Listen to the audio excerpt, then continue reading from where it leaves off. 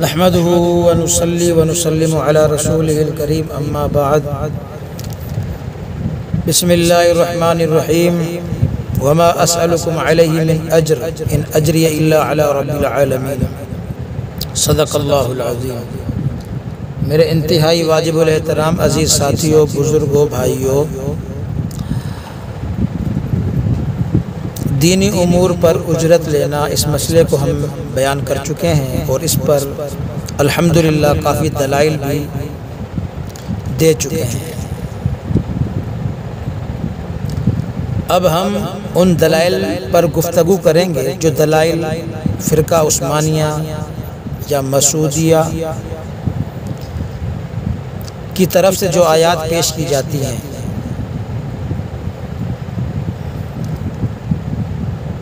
جن کے متعلق وہ کہتے ہیں کہ قرآن مجید کے اندر آیات ہیں اور ان آیات سے ثابت ہوتا ہے کہ اجرت لینا دینی امور پر ناجائز اور حرام ہے۔ اب وہ دلیل کے طور پر قرآن مجید کی یہ آیت پیش کرتے ہیں عثمانی حضرات۔ کون سی؟ تو قرآن مجید میں اللہ تعالیٰ نے بعض نبیوں کے حالات تفصیل سے بیان فرمائے ہیں اور ان میں سے بعض نبیوں نے دوران دعوت و تبلیغ اپنی مشرک کافر قوم کو خطاب کیا۔ وما اسألکم علیہ من اجر ان اجری الا علی رب العالمین، یعنی میں اپنی اس دعوت تبلیغ پر تم سے اجرت کا سوال نہیں کرتا، اجرت مجھے اللہ رب العالمین عطا فرمائیں گے۔ یہ ترجمہ ہے۔ تو عثمانیوں نے، مسعودیوں نے اس آیت سے یوں استدلال کیا کہ اللہ تعالیٰ کے پیغمبروں نے اپنی جو ہے بے دین قوم سے اجرت اور تنخواہ کا سوال نہیں کیا، لہٰذا تنخواہ لینا ناجائز اور حرام ہے۔ میرے دوستو، حالانکہ یہ استدلال ٹھیک نہیں ہے۔ کیونکہ پہلے تو حضرات انبیاء کرام علیہ السلام نے کفار اور مشرکین سے اجرت نہیں مانگی، اور دینی خدمات سر انجام دینے کی تنخواہ مشرکین سے تو مانگنا جائز بھی نہیں ہے، اور بے دینوں سے خدمت دین کی تنخواہ کا سوال ہے ہی بے سود، جس کا تصور بھی نہیں کیا جا سکتا۔ ہاں، کفار تو دین کے خلاف کام کرنے والوں کو تنخواہ اور اجرت دیتے ہیں، وہ دین کے خدمتگاروں کو کب رقم دیں گے؟ لہٰذا یہ جو آیت ہے، اس سے معلوم ہوا کہ کفار سے تنخواہ مانگنا ناجائز ہے۔ تو میرے دوستو، جو علماء معلمین ہیں تو وہ تو بیت المال سے یا مسلمانوں سے تنخواہ لیتے ہیں، لہذا کفار سے تنخواہ ناجائز ہونے سے مسلمانوں سے تنخواہ کا عدم جواز ثابت نہیں ہوتا، کیونکہ ان دونوں میں بہت بڑا فرق ہے۔ نمبر 2، کسی اللہ کے نبی نے یہ نہیں فرمایا کہ تنخواہ حرام یا ناجائز ہے، بلکہ فرمایا کہ میں تم سے اجرت کا سوال نہیں کرتا۔ اور یہ حقیقت ہے کہ بہت سے ایسے کام ہیں جن کی اجرت لینا جائز ہوتا ہے، لیکن کام کرنے والا شخص کہتا ہے میں تم سے اجرت نہیں لیتا۔ مثال کے طور پر ایک حکیم صاحب کسی واجب الاحترام یا کسی جو ہے معزز آدمی کو دوائی دیتا ہے، اور وہ شخص دوائی کی قیمت پوچھتا ہے کہ ڈاکٹر صاحب، حکیم صاحب، اس کی قیمت کتنی ہے؟ تو حکیم صاحب جواب میں کہتا ہے آپ سے قیمت نہیں لیتا، مجھے آپ سے قیمت نہیں چاہیے۔ تو اس کا یہ مطلب نہیں کہ دوائی پر قیمت لینا ہی ناجائز ہے، بلکہ مطلب یہ ہے کہ دوائی اگرچہ ایسی چیز ہے جس کی قیمت لینا جائز ہے، لیکن آپ سے نہیں لیتا۔ دیکھیے میرے دوستو، قرآن مجید میں اللہ تعالیٰ نے حضرت موسیٰ علیہ السلام اور حضرت خضر علیہ السلام کا واقعہ بیان فرمایا، آپ نے سنا ہوگا۔ جب حضرت خضر علیہ السلام نے یتیم بچوں کی دیوار بنا دی، اس کو تعمیر کیا، تو حضرت موسیٰ علیہ السلام نے فرمایا لو شئت لاتخذت علی اجرا، سورہ کہف میں موسیٰ علیہ السلام نے فرمایا حضرت خضر علیہ السلام سے کہ اگر آپ چاہتے تو اس پر آپ مزدوری لیتے، آپ نے دیوار تعمیر کی ہے تو آپ اپنے اس کام کی دیوار کی بنانے کی مزدوری مانگ سکتے تھے، لیکن آپ نے نہیں مانگی۔ تو معلوم ہوا کہ یتیم کی خدمت پر اجرت لینا جائز تھا، لیکن حضرت خضر علیہ السلام نے اجرت نہیں لی۔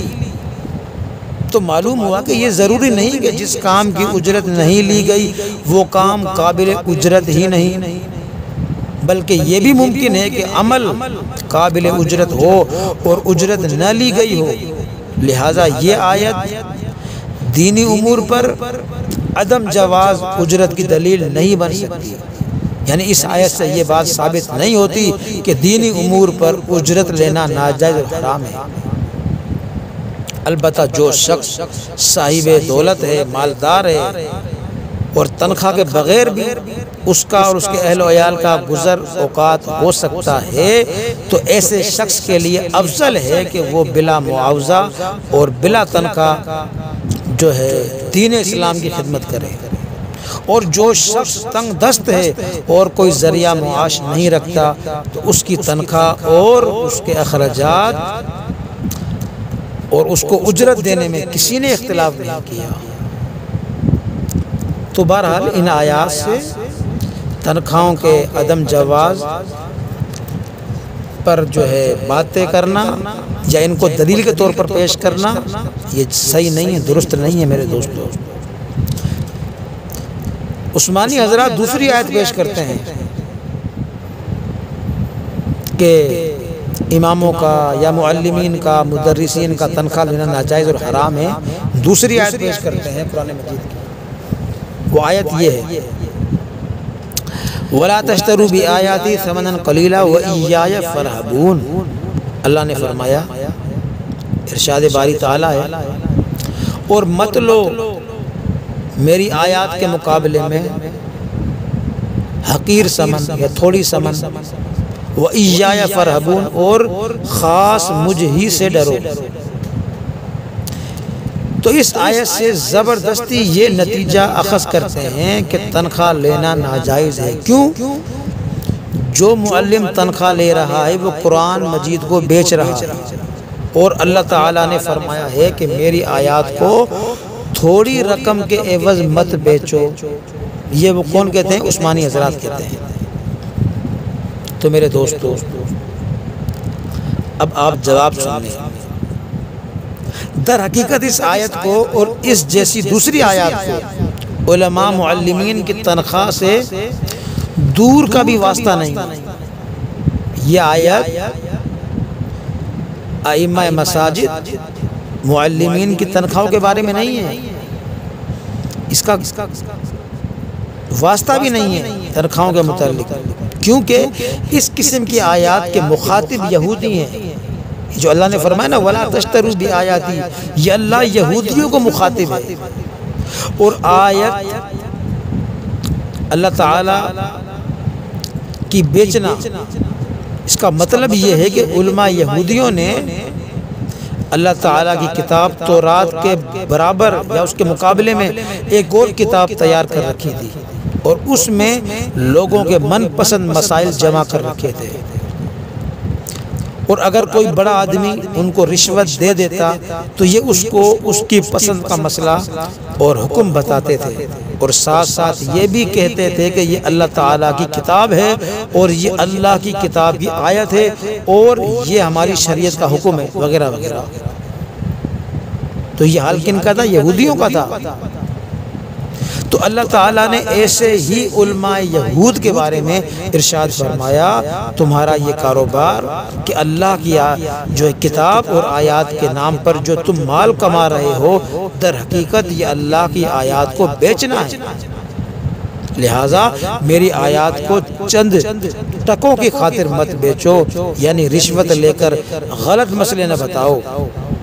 یہ ہے اللہ کی کتاب اور اس کی آیات کو بیچنے کا مطلب۔ جیسا کہ قرآن مجید کی دوسری آیات میں یہی مطلب بیان کیا گیا ہے میرے دوستو۔ قرآن مجید میں خود اسی سپارے میں پہلے سپارے کے اندر سورہ بقرہ میں آیت نمبر جو ہے 69 میں اللہ فرماتا ہے فَوَيْلٌ لِّلَّذِينَ يَكْتُبُونَ الْكِتَابَ بِأَيْدِيهِمْ ثُمَّ يَقُولُونَ هَذَا مِنْ عِنْدِ اللَّهِ لِيَشْتَرُوا بِهِ ثَمَنًا قَلِيلًا فَوَيْلٌ لَّهُم مِّمَّا كَتَبَتْ أَيْدِيهِمْ وَوَيْلٌ لَّهُم مِّمَّا يَكْسِبُونَ۔ ترجمہ، اللہ فرماتا ہے بڑی خرابی ہے ان لوگوں کی جو لکھتے ہیں کتاب کو اپنے ہاتھوں سے۔ ترجمے پر آپ غور کریں میرے دوستو سامعین، آپ غور کریں ترجمے پر کہ اللہ کیا فرماتا ہے کہ بڑی خرابی ہے، تباہی ہے ان لوگوں کے لیے جو لکھتے ہیں کتاب کو اپنے ہاتھوں سے، پھر کہتے ہیں ھذا من عند اللہ، یہ اللہ کی طرف سے ہے، لیشتروا بہ ثمنا قلیلا، اور مقصد کیا ہوتا ہے تاکہ جو ہے اس کے ذریعے کچھ نقد پیسے وصول کر لیں یا تھوڑے پیسے وصول کر لیں۔ اللہ نے فرمایا سو بڑی خرابی ہے ان کے لیے جو لکھتے ہیں اپنے ہاتھوں سے، وَوَيْلٌ لَّهُم مِّمَّا يَكْسِبُونَ، اور ان کے لیے بڑی خرابی ہے جس کو وہ وصول کیا کرتے ہیں۔ تو یہ آیت کا مطلب اللہ نے خود واضح کر دیا۔ تو ان آیات میں آپ غور فرمائیں کہ اللہ تعالیٰ کتنے صاف الفاظ میں وضاحت فرما رہے ہیں کہ اللہ کی آیات میں، اور یہ اللہ تعالیٰ کا حکم ہے، گویا آیات اللہ یعنی اللہ کی آیات کے نام پر مال کمانا اور دولت بنانا ایسے ہیں یہ یہودی۔ تو میرے دوستو ان آیات سے یہ ثابت کرنا کہ تنخواہیں علماء کرام کی اور مساجد کے اماموں کی ناجائز اور حرام ہے، یہ غلط ہے، بالکل یہ استدلالی باطل ہے ان کا۔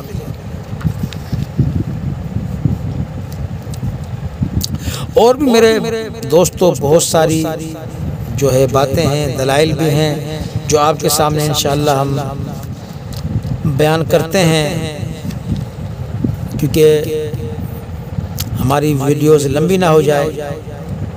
ایک حدیث پیش کرتے ہیں، وہ بھی عثمانی حضرات بہت زیادہ پیش کرتے ہیں۔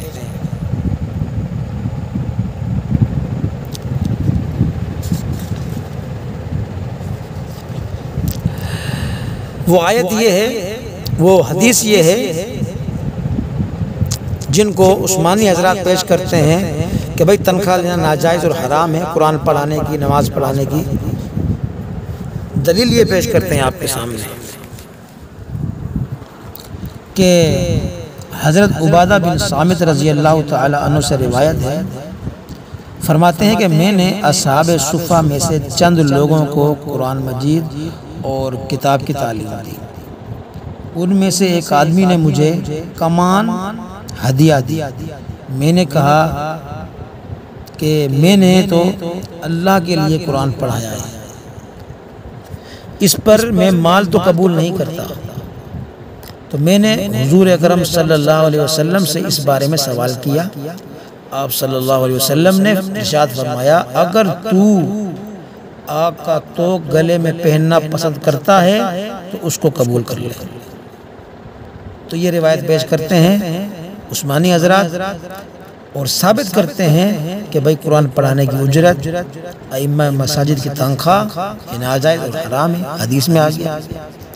تو میرے دوستو اس حدیث کا مطلب آپ کے سامنے بیان کرتے ہیں۔ بعض علماء نے اس روایت کو حدیث بخاری یعنی حدیث بخاری کی جو ہم بیان کر چکے ہیں، رسول اللہ صلی اللہ علیہ وسلم نے فرمایا تھا کہ بے شک سب سے زیادہ حقدار اجرت کی وہ اللہ کی کتاب ہے قرآن۔ تو اس حدیث سے اس روایت کو جو ابھی ہم نے آپ کے سامنے پڑھی منسوخ قرار دیا ہے کہ وہ حدیث پہلے کی ہے، بخاری کی آ گئی، پھر بخاری کی روایت نے اس حدیث کو ختم کر دیا۔ اور بعض علماء نے فرمایا ہے چونکہ حضرت عبادہ بن صامت رضی اللہ تعالی عنہ نے شروع سے اللہ کے لیے پڑھانے کی نیت کر لی تھی اور معاوضہ لینے کا تصور نہ تھا، اس لیے آپ صلی اللہ علیہ وسلم نے اس کے معاوضہ لینے سے منع فرما دیا۔ لہذا جو شخص ابتدا سے تنخواہ طے کر لے تو وہ اس حدیث کی روح سے جو ہے ممنون نہیں ہے، کیونکہ حدیث جو ہے کا بحث ایک خاص واقعے سے ہے کہ اگر آدمی دل میں رضا الہی اور تنخواہ نہ لینے کی نیت کر لے تو ظاہر ہے اب وہ نہ لے اور نہیں لے سکتا۔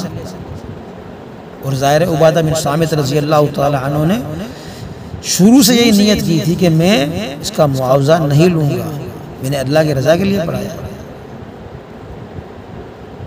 اور دوسری حقیقت یہ بھی ہے میرے دوستو، یہ جو روایت پیش کی گئی ہے یہ ابن ماجہ کی روایت ہے،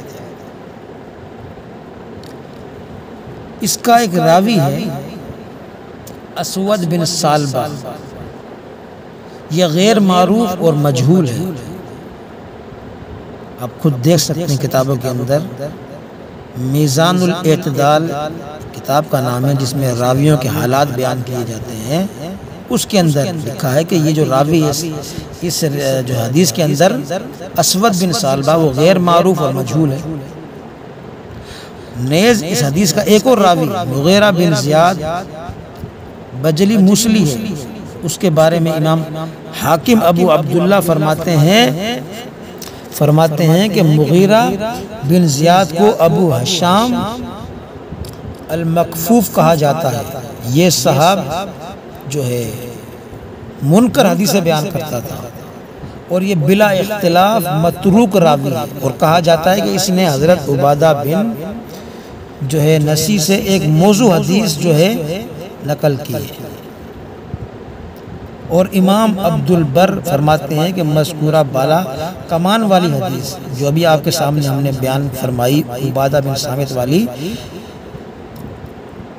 جو ہے اس کے منکر حدیثوں میں سے شمار ہوتی ہے، یعنی حدیث منکر ہے۔ یہ تہذیب و تہذیب جلد نمبر 5 اور صفحہ نمبر 511 پر مذکور ہے میرے دوستو۔ اللہ اکبر میرے دوستو، اور بھی احادیث پیش کرتے ہیں آپ کے سامنے، ہم نے کافی کچھ بیان کر دیا ہے۔ کیپٹن مسعود الدین عثمانی اور انہی کے طرح دوسرے جو عقل پرست اور فرقہ ساز لوگ عجیب ذہنیت کے مالک ہوتے ہیں، جب علماء اسلام اپنے عقائد نظریات کو ثابت کرنے کے لیے کتاب و سنت کے دلائل کا انبار لگا دیتے ہیں تو یہ لوگ رجال کی کتابیں کھولے احادیث کے راویوں پر جرح شروع کر دیتے ہیں کہ اس حدیث کا فلاں راوی ضعیف ہے۔ میرے دوستو، کہنے کا مقصد یہ ہے کہ اگر ہم جو ہے دلائل کے طور پر اگر کوئی بھی روایت پیش کرتے ہیں نا تو یہ عثمانی حضرات یہ کہہ کر اس حدیث کو ٹھکرا دیتے ہیں کہ اس کا فلاں راوی ضعیف ہے، فلاں منکر ہے، فلاں مجہول ہے وغیرہ وغیرہ۔